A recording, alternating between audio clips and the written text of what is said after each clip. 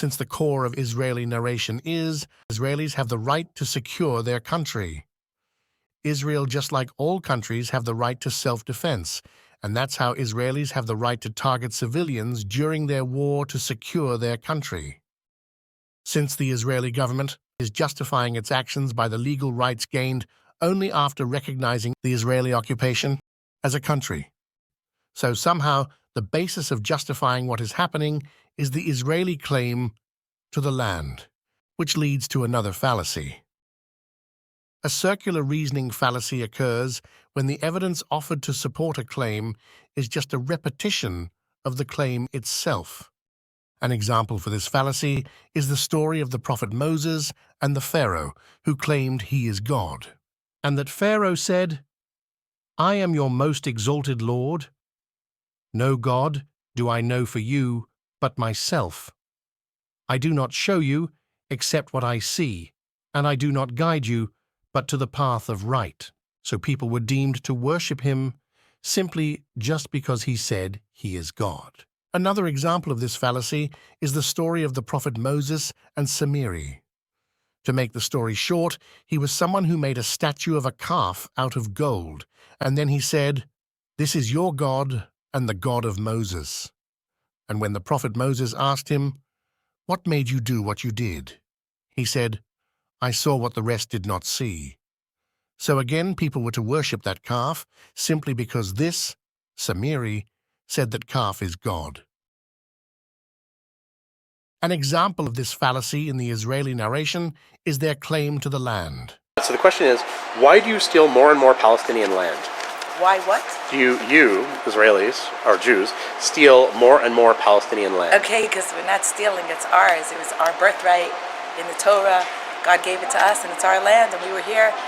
And the fact that we were thrown out doesn't mean it wasn't ours, and it's ours because it's our given God right.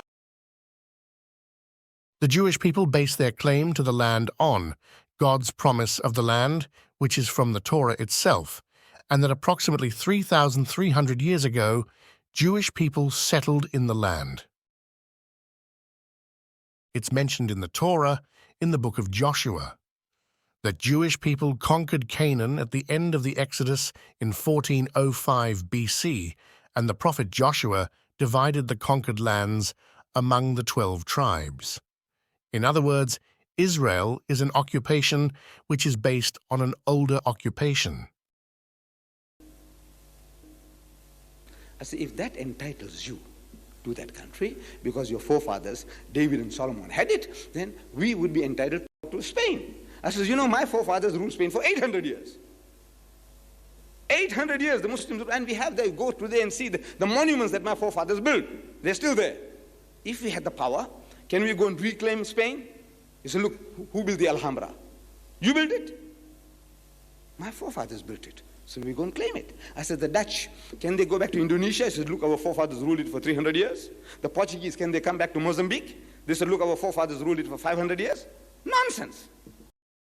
The promise to the land by God is another claim which is probably the foundation to recognize the Israeli occupation as a country and was given all the legal rights that are being used now as cover to justify the crimes committed against Palestinians for rejecting the occupation.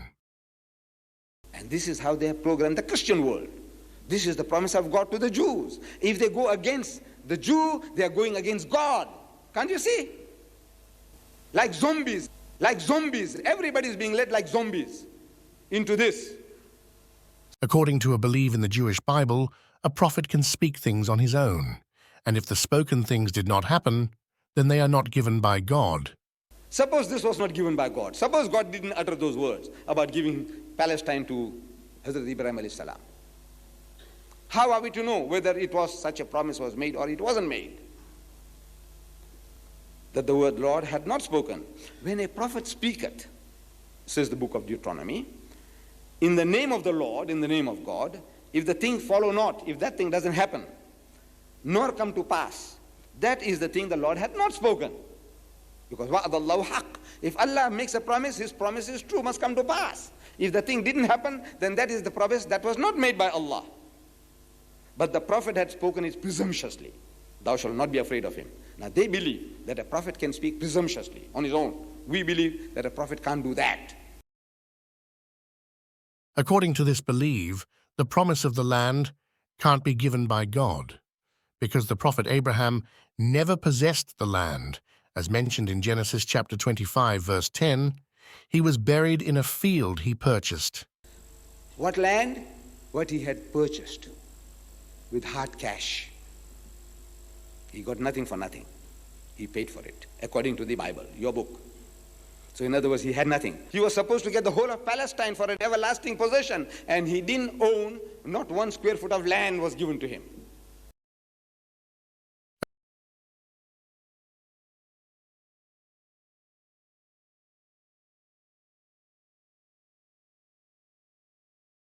According to the Torah Deuteronomy chapter 18, verse 22, the promise of the land can't be given by God, because the prophet Abraham never possessed the land. And aside from this fact, this promise isn't exclusive to the Jews, because the sons of the prophet Ibrahim are Ismail. Arabs descend from him, and Ishaq, Jews, descend from him. Based on genetic studies, as of 2023, Ashkenazi Jews constitute more than 80% of all the Jews in the world. Several studies estimate that between 50% to 80% of Ashkenazic Y chromosomal paternal lineages originate in the Near East, with some estimating that at least 80% of their maternal lineages originated in Europe. Since the available genetic studies estimate that between 50% to 80% of paternal lineages, from father to son, originate in the Near East, this means that probably between 20% to 50% of the paternal lineages did not originate in the Near East. Studies show that there were mass conversions in Europe to Judaism and that caused a proportion of the Jewish people who do not even descend from the Middle East.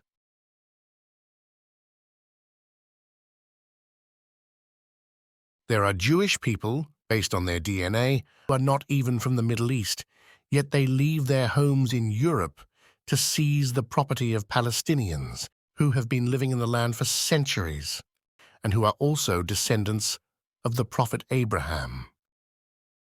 Just like the Pharaoh who wanted people to worship him simply just because he said he is God. Just like Samiri who wanted people to worship a calf simply because he said that calf is God. Israelis want people to believe that they have the right to steal the possessions and the land of the Palestinians simply because they interpreted their verses in a way that says so.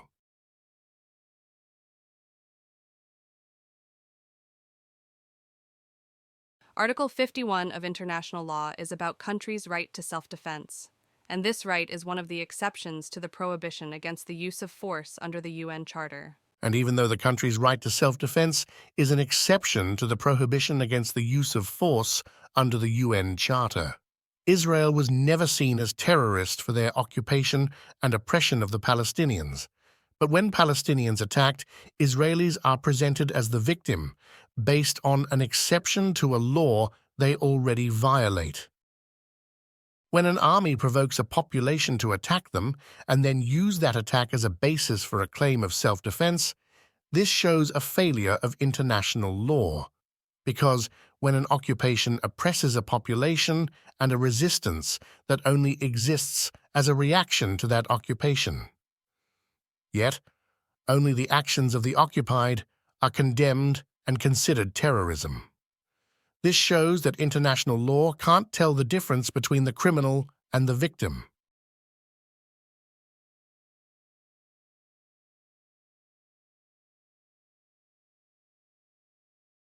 The decision of which side is condemned by international law and which side is entitled to use the right of self-defense, that decision is based on the preference of certain countries, who are basically choosing based on their interests. An example of that is the sanctions applied against Russia because they are carrying an invasion based on historic rights. On the other hand, there is unlimited support for Israel, which is also an occupation based on historic rights. On the 6th of August 1990, just 4 days after the Iraqi invasion of Kuwait, extreme and unusual sanctions, which included basic needs, were imposed on Iraq. By 2003, it was estimated that nearly 1.5 million Iraqis had died as a direct consequence of sanctions. On the contrary, Israel's annexation of land, either in Palestine or Syria, which is a violation under international law, was never met with this zero-tolerance sanctions, and even America has been using its veto power to block resolutions that were critical of Israel. In a total of 46 times, including over Israel's invasion of southern Lebanon as well as Israel's annexation of the Syrian Golan Heights. People in America and Europe say that Nazism is defeated and there is no place for racism or hate in their communities. But when laws and sanctions are applied, when it's regarding a group but ignored if it's regarding another, how is that different from other forms of racism? One of the motives for many to support Israel is the hatred that the Jews went through in the past century.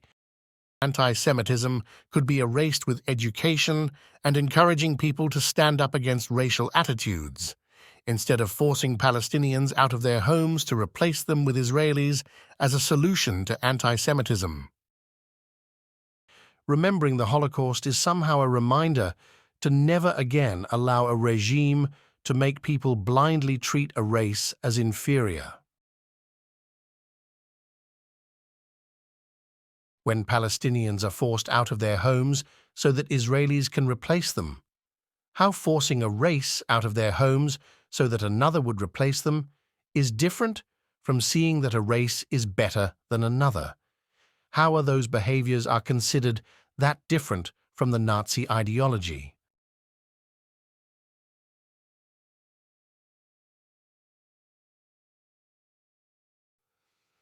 The condition of the Jews in Turkey about the middle of the 15th century was so prosperous and in such contrast to the hardships that Jews endured in Europe.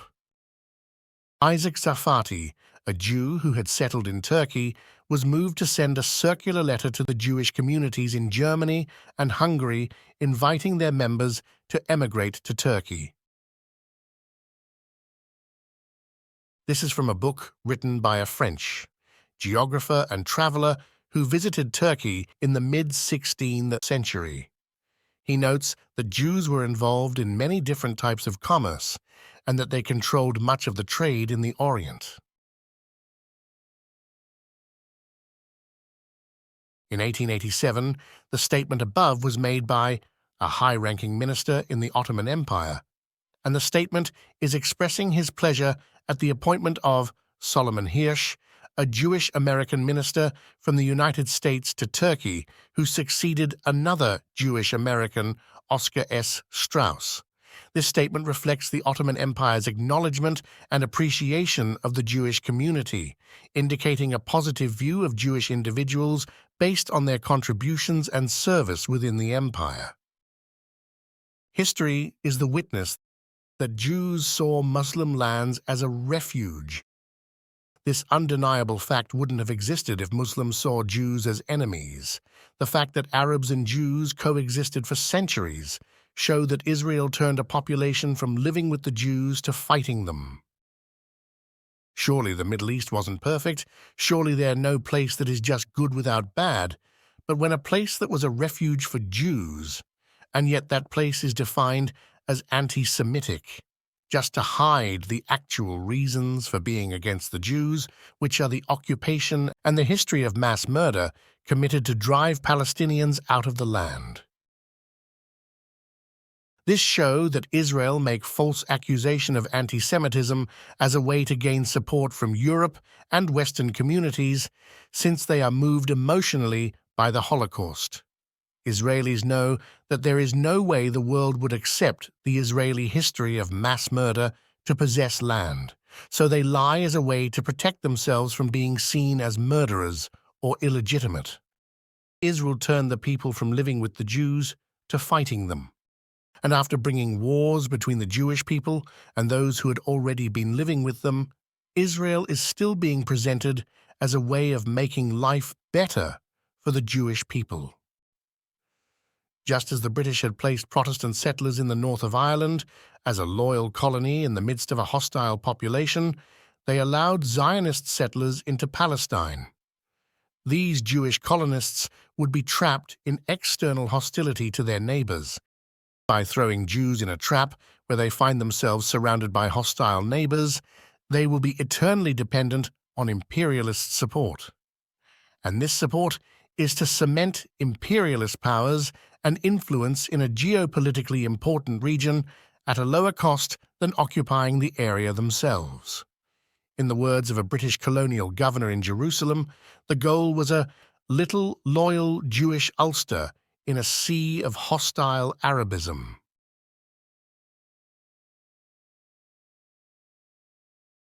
If we look at the Middle East, I think it's about time we stop, those of us who support, as most of us do, Israel in this body, for apologizing for our support for Israel. There's no apology to be made. None. It is the best $3 billion investment we make. Were there not an Israel, the United States of America would have to invent an Israel to protect her interest in the region. The United States would have to go out and invent an Israel. Which side is anti-Semitic? Those who just want to liberate their land regardless of the religion, nationality, or identity of the occupier? Or those who got more than 24,000 Jews killed and 100,000 disabled to gain influence in the region?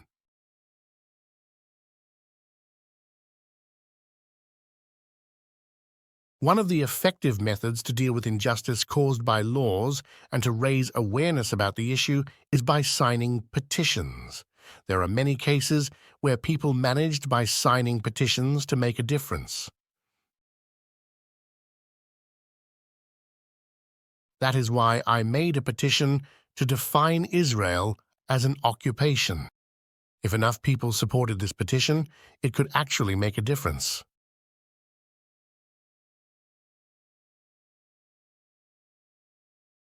When people act, then change will be possible. On the other hand, the majority of politicians will never oppose Israel on their own, and there are reasons for that.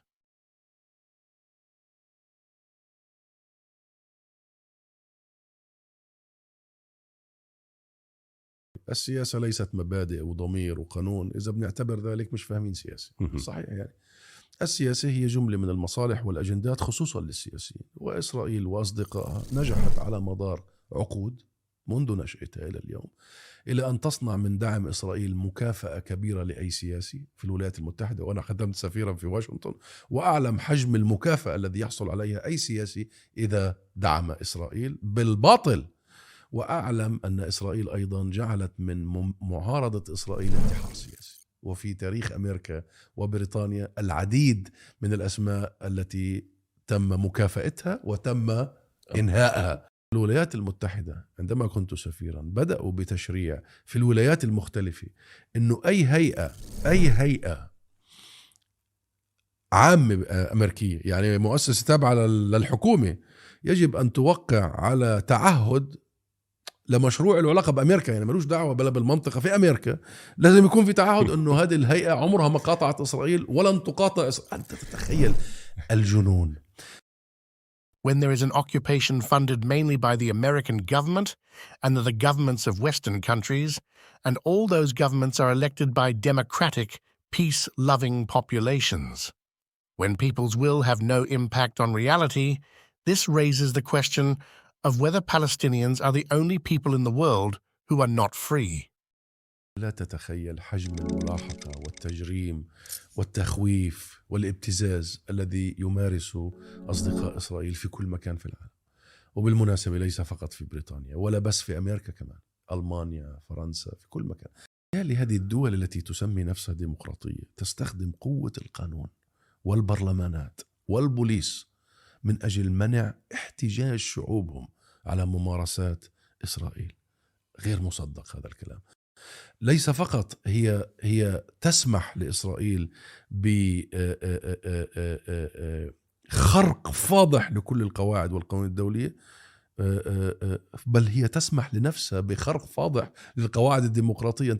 تريد أن تؤثر في الحياة السياسية، بدك تحاسب عضو البرلمان اللي بيمثلك، بدك تبعث له رسائل، بدك تروح تجلس معه وتقول له ماذا فعلت، بدك تتأكد قبل ما تعطي له صوتك ماذا فعل القضايا اللي بتهمك، بدك تعمل زي ما بيعملوا المؤسسات والمنظمات اللي موجودة هنا، بيبعتوا لهم مانيفستو، يعني برنامج انتخابي. انت بدك تدعم فلسطين، بدك توافق على انهاء الاحتلال، بدك توافق على مقاطعة كل البضائع غير القانونية اللي تيجي من إسرائيل، بدك توافق على منع تصدير السلاح لإسرائيل التي تستخدمه في جرائم حرب، بدك إذا قال بنتخبه، وهذا شرعي. هذه فعلها صديقنا محمد أمين قبل فترة وقال أخبرنا بها. بيقول أنا راسلت العضو البرلمان في الدائرة عندي، وفي الأول رد عليه بصورة فيها شيء من الوقاحة، طبعا. فبعث برسالة أخرى وهدده بأنه لن يعطيه صوته، وكل المحيطين الذين يستطيع التأثير فيهم لن يعطوه صوته، فبادر بالاتصال به فورا وطلب الاجتماع معه.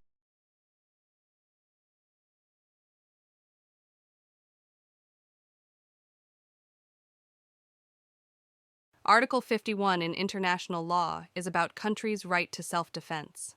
America and Israel justified killing more than 13,000 civilians with that article.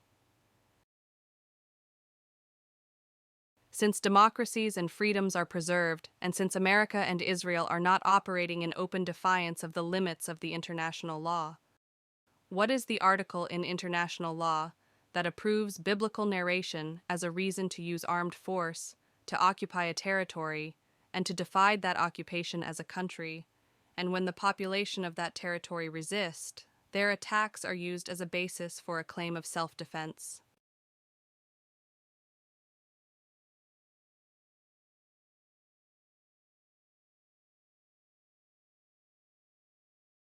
International laws are ignored, regarding the illogical violation of replacing international laws with a biblical narration to justify the existence of an occupation. And then that illogical violation is presented as a country, and then when Palestinians resist, in that moment laws are remembered, then Article 51 is used to justify the murder of Palestinians. When laws are ignored, if it's about protecting the rights of a race, and then for another race when their crimes are resisted, international laws are used to condemn the resistance. When governments make statements in public that an occupation is an investment, when laws are not the reference to separate the criminal from the victim, but rather the preferences of Western countries. As a result, some world leaders present the Israeli occupation as the victim in the same speech they present the Russian invasion as a crime. Those intentional, selective behaviors are not different from Nazis seeing that a race is better than others.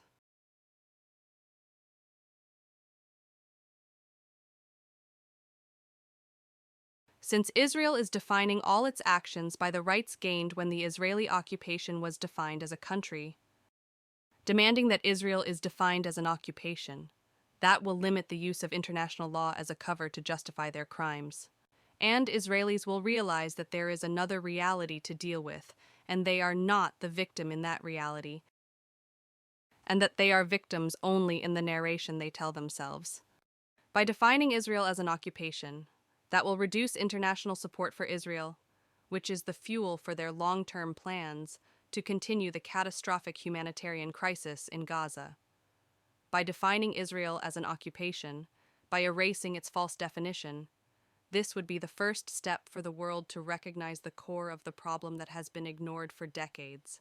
This would be the first step to make a permanent solution.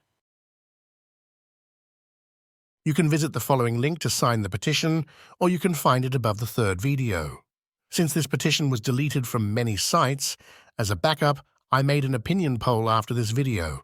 If you are one of Twitter Blue subscribers, you can use it, but if you're not, you can't use it. That's why I made 2 posts with the 2 options. You can just like the option you want.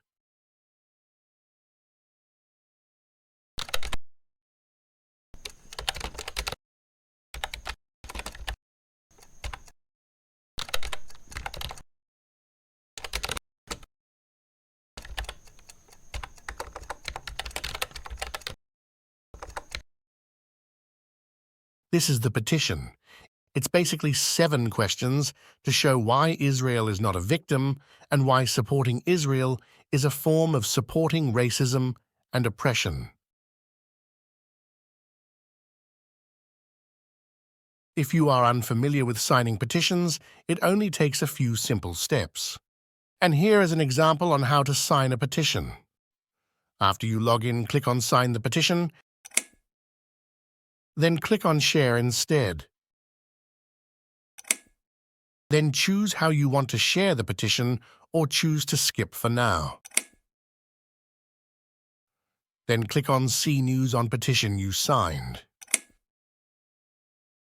Note that sometimes the count of the supporters could take a few minutes to update, and the count properly won't update instantly when you sign.